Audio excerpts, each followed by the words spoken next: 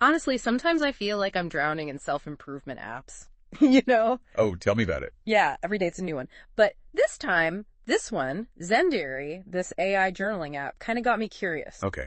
I see what you mean, yeah. So we're going to do a deep dive, see if it lives up to the hype, you know? Let's do it.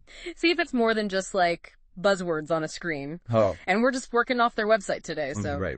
First impressions. First impressions, exactly. So they really hit this whole unlock your best self angle pretty hard. Yeah, a lot of those going around these days. Right, like AI-powered insights, personalized prompts. They'll even recommend books based on your entries.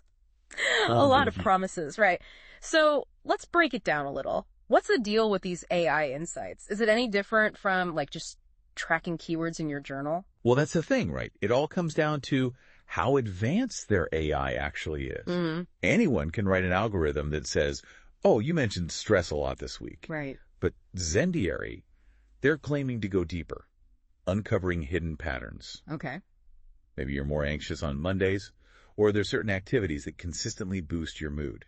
Interesting. That kind of analysis that requires understanding context, potentially even sentiment analysis. So not just what you're saying, but like how you're saying it and tying it to other things in your life. Exactly. That's the goal, at least. Whether they achieve it is another question entirely. Right, because then it becomes less about you mentioned this word and more about here's what we think is actually going on.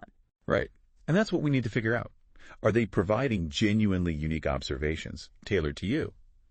Or is everyone getting variations of the same generic advice? Okay, so that's a big question mark. But let's say, for a second, their AI is as good as they say. They also talk about these personalized prompts, and I gotta admit, as someone who sometimes just stares at a blank page, this kind of intrigued me. What do you think the strategy is there? Well, I think it's about guiding you towards a deeper self-reflection. Because sometimes just recounting your day, it doesn't really get you anywhere. Yeah. So imagine prompts that actually make you consider the why behind your emotions. What brought you joy today and what can you learn from it? Yeah. That kind of stuff. I see, yeah. That kind of directed journaling, it can be really powerful for people, especially if they're new to introspection. Yeah, that makes sense. It's like having a little digital nudge to kind of push you past the surface level, right? Exactly. Think of it that way. Okay. Now, I did notice they put a user testimonial right there on the homepage. Simran Shrestha. She describes ZenDiary as a supportive best friend. Interesting. Which I thought was an interesting choice of words for a journaling app. It is. So what's the marketing angle there? What are they going for, you think?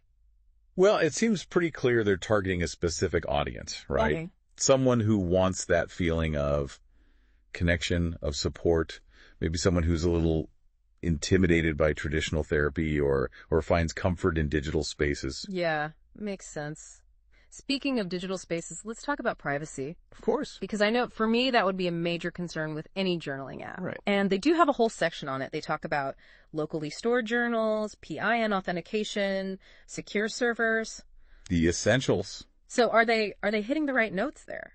Yeah, I mean, it sounds like you're covering the fundamentals, and that's really what's crucial when you're talking about such sensitive personal data. Absolutely. So let's try to wrap this up. ZenDiary is making a lot of promises, right? Mm-hmm. Personalized insights to unlock your best self. And of course, all within a secure platform. Yeah. It's a compelling pitch. It is. And it definitely taps into that whole desire we all have for self-improvement. But it does kind of make you wonder, right? What's that? Like, what happens when we start entrusting our most personal reflections to AI? I mean, is it a stepping stone? Is it a stepping stone to deeper self-awareness, or could it actually become a crutch? Yeah. Oh, interesting. Like something that prevents us from really confronting our thoughts and emotions on our own terms? Because we become too reliant on the AI to do it for us. Yeah, exactly. Like it's an interesting thing to think about, right? As we navigate this whole new frontier of technology and self-discovery. It really is. So, I don't know. I have a lot of thoughts, a lot of questions, but I'd be curious to hear what our listeners think too. Yeah, for sure. About this whole thing. This is a big one. So, until next time. Until next time.